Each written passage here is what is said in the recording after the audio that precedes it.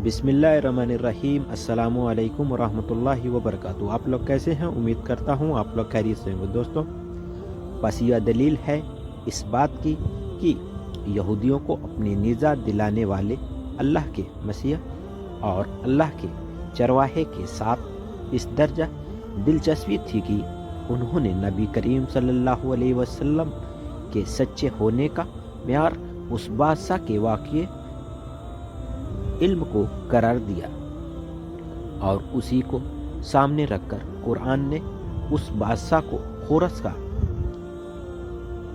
मुनासिफ हाल जिक्र किया।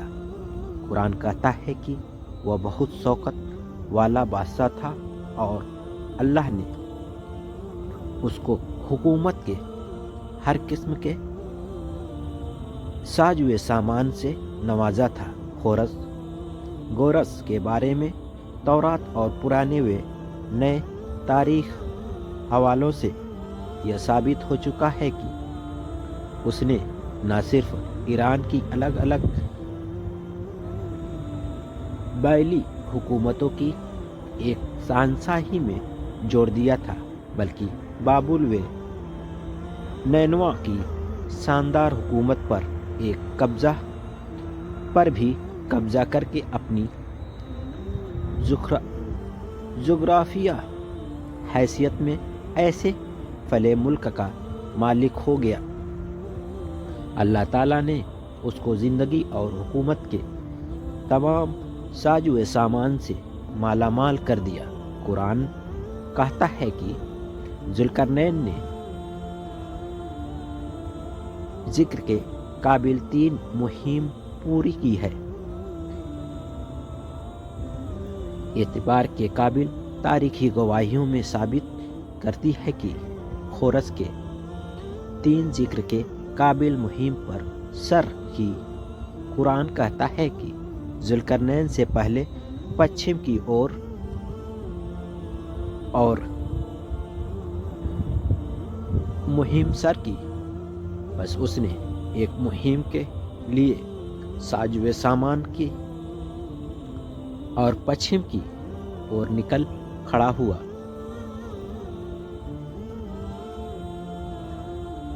ऐसा दिखाई दिया जैसे एक यूनानी तारीख लिखने वाले हवाले से यह साबित हो चुका था कि खोरस को सबसे पहली और अहम मुहिम पश्चिम की तरफ पेश आई, जबकि लीडिया एशिया ए कोचक के बादशाह कार्डिसस के गद्दारी भरे तरीके के खिलाफ उसको लीडिया पर हमला करना पड़ा। यह जगह ईरान के पश्चिम में वाक़ है। इस राजधानी सी सार्डिस की एशिया ए कोचक के आखिरी पश्चिम किनारे से करीब थी।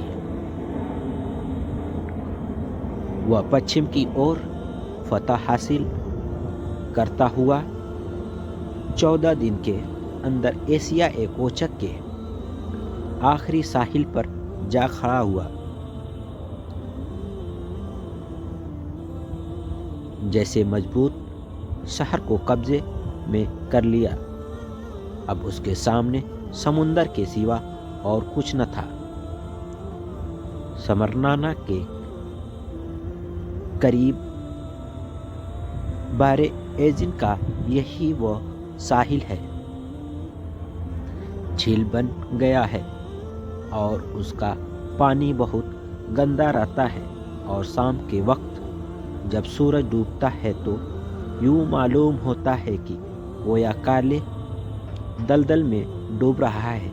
कुरान कहता है कि अल्लाह ताला ने वहाँ की कौम पर जुल्करनैन को ऐसा गलबा दे दिया था कि वह जिस तरह चाहे उनको साथ मामला करे, चाहे उनकी बगावत के बदले में उनको सजा दे।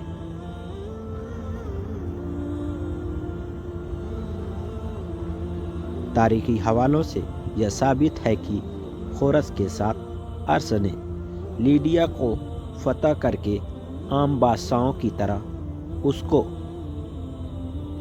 برباد نہیں کیا، بلکہ انصاف پسند نیک اور صالح بادشاہ کی طرف معافی کا اعلان کر دیا اور ان کو بے وطن کر دیا، بلکہ کرڈیس کی گرفتاری کے سوا بھی نہیں مایوس ہونے دیا۔ یہاں کوئی حکومت انقلاب آئے ہیں، البتہ کرڈیس کی ضرورت کے امتحان کے لیے ایک تو اس کو چتا میں جلا کر حکومت دیا، مگر جب وہ مردانوار چنتا کے اندر بیٹھ گیا تو اس کو بھی معاف کر دیا۔ ذوالقرنین کا جو قول نقل کیا ہے اس سے معلوم ہوتا ہے کہ وہ مومن بھی تھا اور نیک بھی تھا، انصاف پسند بھی۔ وہ کہتا ہے کہ ذوالقرنین نے کہا، ہم نا انصافی کرنے والے نہیں ہیں، جو سرکشی کریں گے اسے ضرور سزا دیں گے، پھر اسے اپنے پروردگار کی طرف لوٹنا ہے، وہ بند عاملوں کو سخت عذاب میں مبتلا کرے گا، اور جو ایمان لائے گا اچھے کام کرے گا تو اس کے بدلے میں اس کو بھلائی ملے گی، اور ہم اسے ایسی باتوں کو حکم دیں گے جس میں اس کے لیے آسانی اور راحت ہو۔ تورات میں خورس کا یسوع سے متعلق فرمان ہے، دارا کے کتبے و اعلان ذکر کیے گئے تورات قابل کی حد تک یہ ثابت کرتی ہے کہ خورس دارا مومن تھے اور وقت کے سچے دین کے پیروں، بلکہ اس کی تبلیغ کرنے والے اور اس کی اور بلانے والے تھے۔ وہ ابراہیمی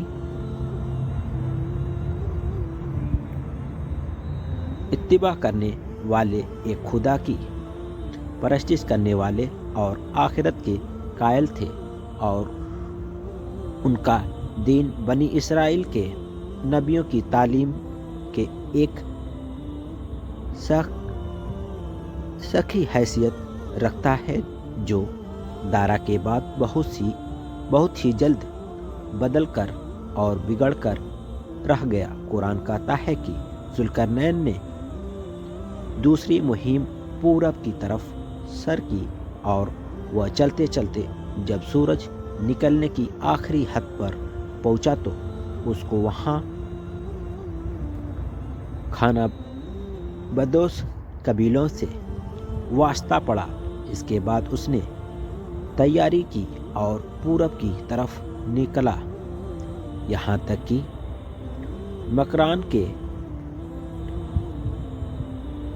کھانا بدوش قبیلوں نے سرکشی، جو کہ اس کی راجدھانی سے پورب میں پہاڑی علاقے تک آباد تھے۔ دھیان دینے کی ہے کہ قرآن میں ذوالقرنین کی ذکر کے قابل پچھمی اور پوروی مہم کے لیے سورج ڈوبنے کی جگہ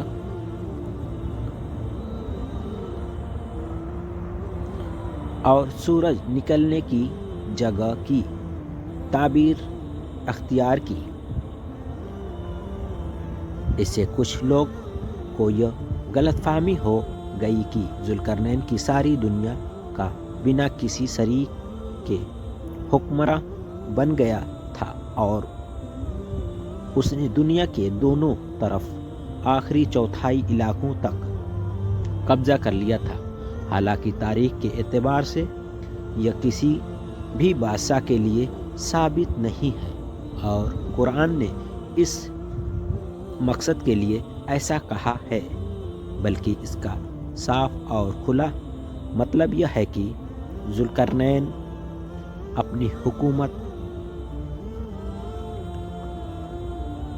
کے لحاظ سے مغرب کی انتہائی اور مشرق کی انتہائی تک پہنچا ہے، اور مغرب میں وہ اس حد تک پہنچ گیا کہ جہاں خشکی کا سلسلہ شروع ہو کر سمندر شروع ہو جاتا ہے، اور مشرق میں اس حد تک پہنچا کہ وہاں خانابدوش قبیلوں کے سوا کوئی شہری آباد نہیں تھی۔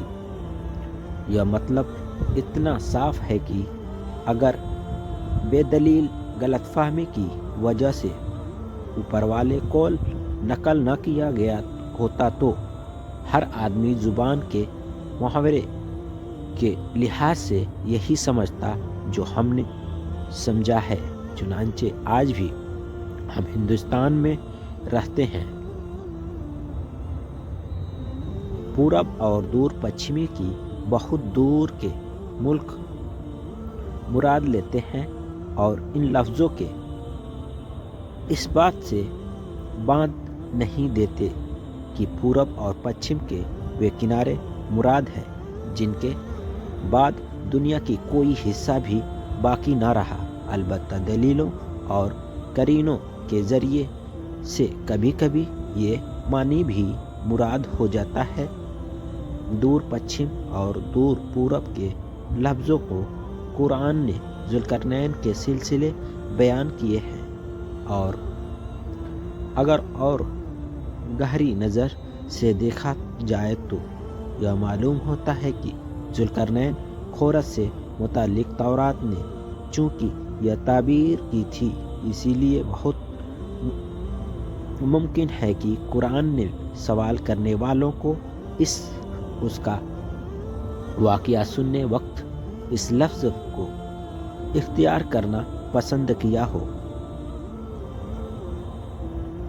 صحیفے میں خورس کے حق میں ٹھیک یا یہی تعبیر ملتی ہے، اور اسی طرح زکریا نبی کے صحیفوں میں بھی ظاہر ہے کہ ان دونوں جگہوں پر دنیا کے دونوں طرف آخری کونے مراد نہیں ہیں، بلکہ جن کا ذکر ہے کہ ان کی حکومت یا رہنے کی جگہ سے مشرقی اور مغربی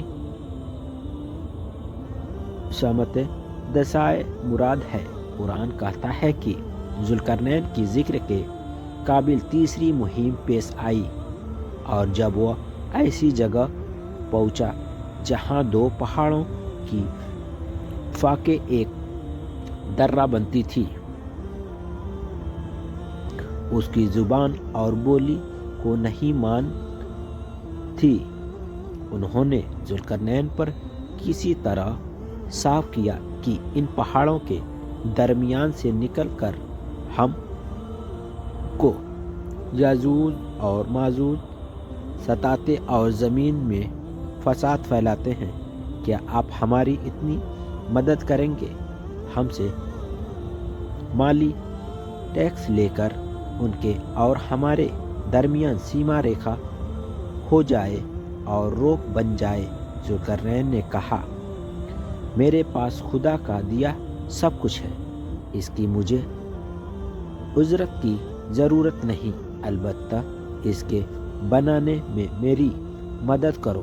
ان لوگوں نے ذوالقرنین کے حکم سے لوہے کے ٹکڑے جمع کیے اور ان کے ذوالقرنین کے دونوں پہاڑوں کے درمیان بنا دی، اور تانبا پگھل کر اسے لوہے کی دیوار کو مضبوط کیا۔ تاریخ کی انکار کی جا سکنے والی گواہیاں نے یہ ثابت کر دیا ہے کہ خورس کو اتر کی طرف ایک اہم مہم پیش آئی۔ دو پہاڑوں کے قریب ایک قوم کی ملی جن کی فانکوں کے درمیان قدرتی درہ تھا اور پہاڑ کے دوسری طرف قبیلوں کے جنگلی اور غیر